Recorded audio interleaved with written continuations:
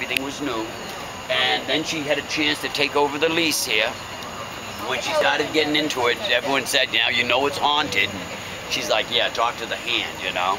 She did all kinds of modifications. And that's when the stuff happens often, when this change is going on, but nothing weird happened, and she's like, I told you so. She's finally ready for her grand opening. Yo, I gotta tell you, a grand opening in a bar in Savannah, Georgia is huge. This is like New Orleans without the gunfire. Yeah, everyone's gonna be in there. Hell, even at the cathedral, every Sunday morning before Mass is over, they announce all new bar openings for the week. So we always know when the bars are opening. Everyone's in here, the register's zinging, they're having a great night. Come 3 in the morning, the owner sends everyone home and she locks the house up.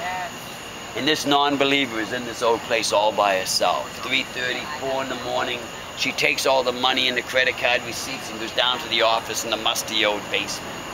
And she's sitting there, and everyone should be gone. She's the one that locked up. She got all the money on her desk, working up the figures for the night, when suddenly she hears a noise behind her to the left at the office door. And she looks, and the handle's turning, the door handle. And it's slowly pushing open. And not believing in ghosts, she's really scared. You know, she's afraid of the living. Someone hid in the bathroom or the kitchen, gonna rob a room, or worse. And now the door swings all the way open. There's no one there. Just a wide open door, and then it slams on its own. And she told me she still wasn't thinking ghosts. She was trying to figure out what made that happen, when right in front of her desk, this old beat-up leather-bound chair. Imagine you're sitting there all by yourself. You've been up all day, it's almost the next day. This old beat-up leather-bound chair. She hears someone or something sit in the chair. Chair's on a rocker, it leans back a bit. She said at that, she freaked. She said she tried to scream, nada. I lived in Miami for 10 years. Nada's the only Spanish I learned. And that's because some guy tried to rob me with a knife and I had a gun. I put out the gun, I said, how much? He said, nada, but he ran like hell. In any case, she tries to scream. You probably had that nightmare before. Nothing comes out. She told me she reached for the phone. I said, who are you going to call, you know? But she goes for the phone.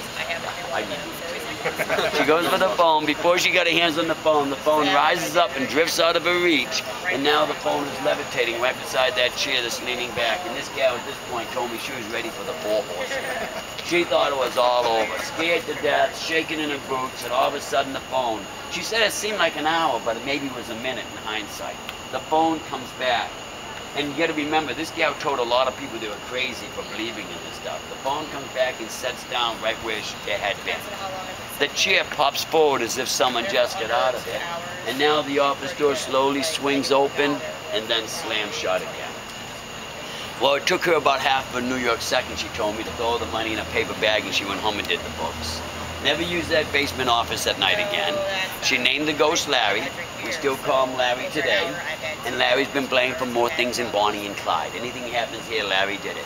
Now, we may have to change the name to Larryetta. We had psychics. We got a TV program, a reality show, should be starting in the fall. We're waiting to find out when it's going to start. But we had them all down in the basement with psychics, and this psychic was holding the wall, and she's vibrating and shaking, and kind of weird looking at that. She says, it's a female. I said, okay, so maybe we'll have to change that to Larryetta. I'm going to stick with Larry for the time being. I know stuff goes on here because I've seen it. I've seen